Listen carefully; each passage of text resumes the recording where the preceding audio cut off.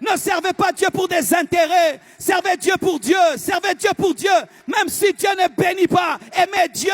Même s'il ne vous donne pas, aimez Dieu.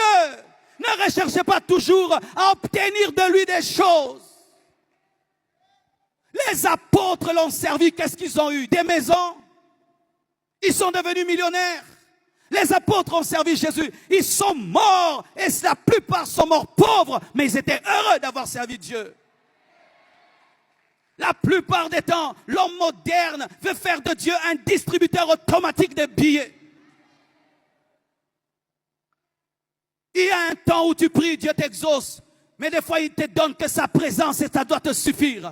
Je ne veux pas te mentir. Des fois même, tu peux te convertir, tu es persécuté, tu es abandonné, tu es rejeté par ta famille. Tu galères, mais tu galères avec Dieu. Et la Bible dit, lorsque tu vas traverser la vallée de l'ombre de la mort, il sera avec toi. Mais si on te dit, viens à Jésus, tu auras tout le temps l'argent. Viens à Jésus, tu auras des millions tout le temps. Archi faux, archi faux. Il y a des gens, ils se convertissent. Persécution et persécution et persécution jusqu'à leur mort. Je ne te mentirai pas. Les apôtres de Jésus-Christ sont morts tués, crucifiés, brûlés, percés. Mais ce sont les grands au ciel. Alors ne venez pas vers Dieu pour recevoir des choses. Venez pour lui. Pour lui, il est écrit, recherchez premièrement le royaume des cieux et sa justice. Et le reste vous sera donné par-dessus. Ne venez pas pour des maisons. Ne venez pas pour des voitures. Ne venez pas pour de l'argent. Venez pour Dieu. Venez pour Dieu. Venez pour Dieu. Et il vous donnera le reste s'il veut.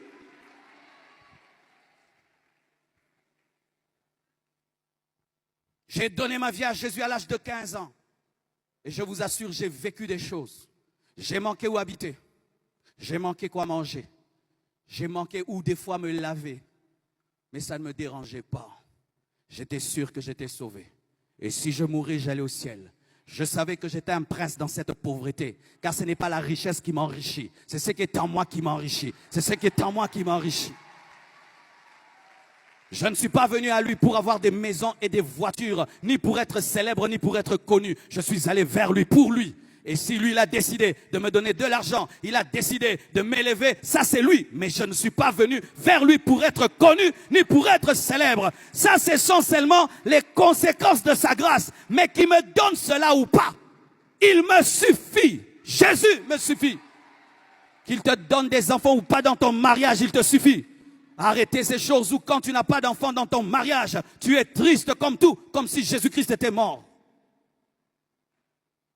Nous sommes comme ces hommes qui sont venus auprès de Jésus-Christ pour le pain et le poisson. Triste parce que tu n'as pas un enfant, tu blesses le cœur de Dieu. Triste parce que tu ne travailles pas, tu blesses le cœur de Dieu. C'est comme si mon épouse est avec moi, mais elle est triste parce qu'elle n'a pas une bague. Ma présence n'est rien, c'est la bague qui est tout. J'aime Jésus, marchant à pied ou marchant en limousine. J'aime Jésus, ayant un compte des millions en banque et quand j'en ai pas, je n'ai pas cru en lui pour cela.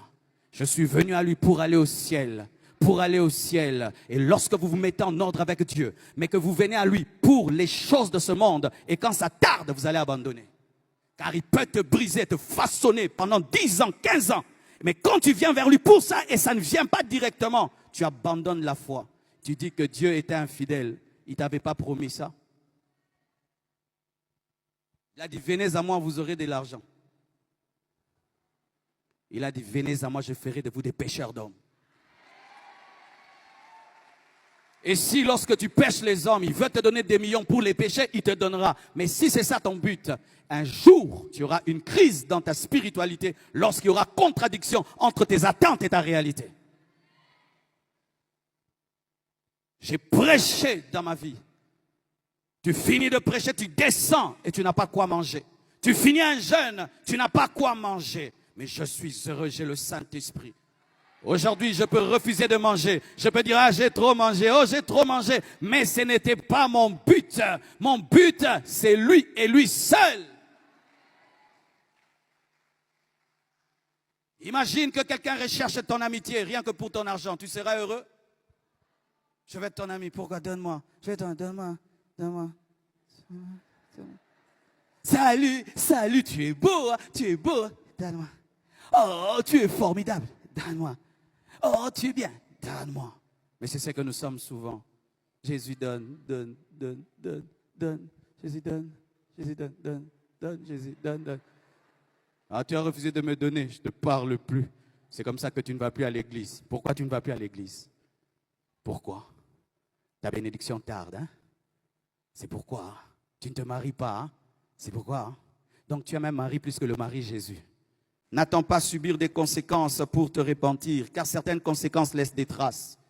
Imagine que tu vis dans le vol et on te conseille tous les jours d'abandonner le vol et tu ne le fais pas. Et un jour tu vas voler quelque part et on te poursuit avec un fer à repasser. On te repasse le dos. Et quand on te repasse le dos, des années après, tu demandes pardon, mais le triangle restera. Le triangle, il restera. Et le jour que tu vas te marier, ta femme va te poser la question, chérie, ce triangle, c'est quoi? Elle dit, c'est quand j'ai volé. L'Esprit de Dieu me dit de parler même à vous qui êtes des serviteurs et des servantes de Dieu dans les églises. Tu mènes une vie de péché et votre département ne fonctionne pas bien à cause de toi. Votre église n'avance pas à cause de toi. Mais tant qu'il n'y a pas une prophétie claire, tu ne peux pas dire. Hypocrisie, hypocrisie. Tu sers Dieu dans le péché, tu chantes dans le péché, tu fais des choses pour Dieu dans le péché, tu es dans le péché et tu sais que c'est toi qui amènes la défaite, mais tant que le pasteur n'a pas vu, tant qu'on ne t'a pas attrapé en flagrant délit, tu continues à te comporter comme un saint. Hypocrisie. Hypocrisie. Tant que ta femme ne t'a pas attrapé, tu continues à mentir. Tu viens d'où? Je viens du sport. Tu viens d'où? J'étais avec des amis. Tu viens d'où? Je viens de là. Tu viens d'où? Je viens de là. Jusqu'à ce qu'elle va t'attraper dans un hôtel. Ça, c'est qui, chérie, pardonne-moi. Hypocrisie. Jusqu'à ce que tu attrapes une grossesse et quand tu vas reconnaître que l'ami là n'était pas un ami. Jusqu'à ce que tu attrapes le sida et que tu commences à être rongé par la maladie. C'est quand que tu vas reconnaître que je vivais dans la prostitution. Hypocrisie.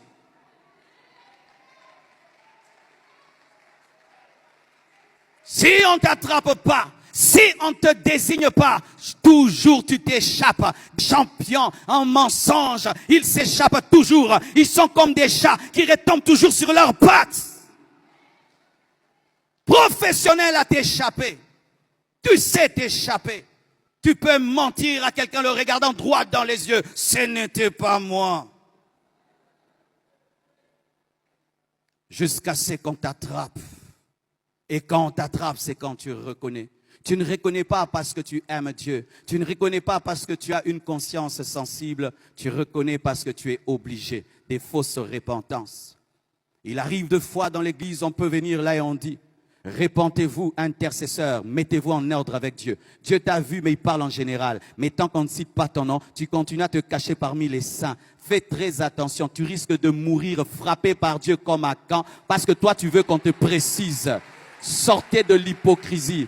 Et sachez ceci, c'est pas parce que ton pasteur t'appelle saint que tu es saint. Ce n'est pas parce qu'il a confiance en toi que Dieu a confiance en toi. Ce n'est pas parce que le pasteur te respecte que Dieu te respecte. Sortez de ces choses-là. Présentez-vous devant Dieu lorsque seulement votre cœur vous le reproche.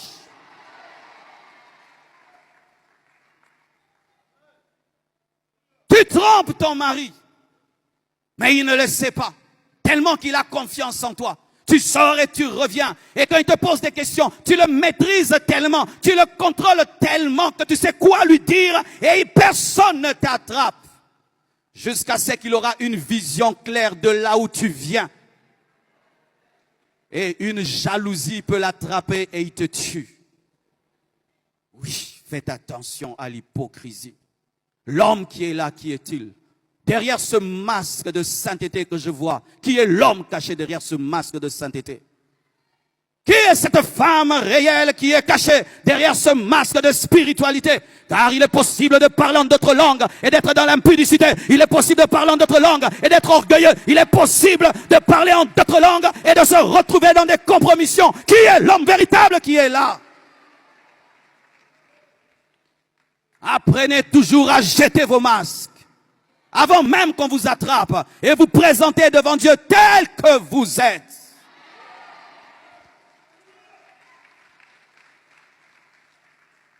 Je me souviens, alors que j'étais fidèle à l'église, j'étais un intercesseur, très respecté par mon pasteur et dans l'église. Mais un jour, un prédicateur est venu et il a donné un message. Et je me suis retrouvé dans ce message. Mais personne ne pouvait supposer que Marcelo pouvait se retrouver dans un tel message. Et alors, quand les gens tombaient sous la puissance de Dieu, souvent on les prenait, on les amenait dans une pièce pour qu'on prie. Et là, on me dit, Marcelo va prier. C'était mon habitude, je priais pour chasser les démons. Et j'ai dit, non, je ne prie pas.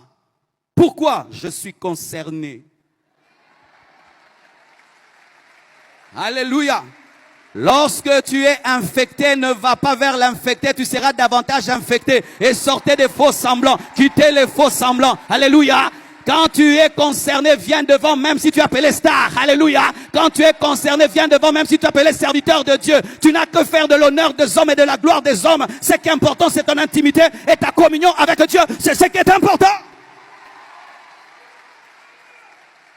Et je dis non. Je suis allé parmi les gens qui avaient des problèmes spirituels et on a prié pour moi. Tout le monde se moquait de moi. Moque-toi de moi. Moi, j'arrange ma vie. La spiritualité est personnelle. Alléluia. Je respire avec mes propres poumons. Je respire avec mes propres poumons et je me tiens sur mes propres pieds. Et lorsque Dieu me parle, je n'ai que faire de ce que tu diras de moi. C'est ça le problème à l'église. C'est ça le problème dans les assemblées. Vous regardez à gauche avant d'obéir à Dieu. Vous regardez à droite avant d'obéir. Obéis, c'est tout. Et je suis allé, on a prié pour moi. Et après, j'ai dit, donnez-moi ces possédés-là. J'ai chassé les démons sont partis. Aucune église n'a un paradis. Aucun pasteur n'a un paradis. Faites très attention, vous qui avez une spiritualité d'apparence pour plaire aux serviteurs de Dieu. Vous finirez en enfer. Nous ne sommes pas morts pour vous. Nous n'avons pas versé le sang pour vous. C'est Jésus qui est mort pour vous. C'est Jésus qui est mort pour vous. Ce n'est pas nous. Ce n'est pas nous. Il suffit que le pasteur te respecte et qu'il te trouve spirituel, cela te suffit. Non, il faut le témoignage de Dieu. C'est Dieu qui a témoigné sur Job. C'est Dieu qui a témoigné sur Job. Son témoignage ne venait pas des hommes, mais venait de Dieu. Qu'est-ce que Dieu dit de toi? Je vais te révéler qui tu es. C'est ce que tu es dans la chambre quand il n'y a personne. C'est ce que tu es dans la douche quand il n'y a personne. L'homme qui est ici, ce n'est pas toi. C'est pas toi. Parce que tu ne peux pas te manifester tel que tu es.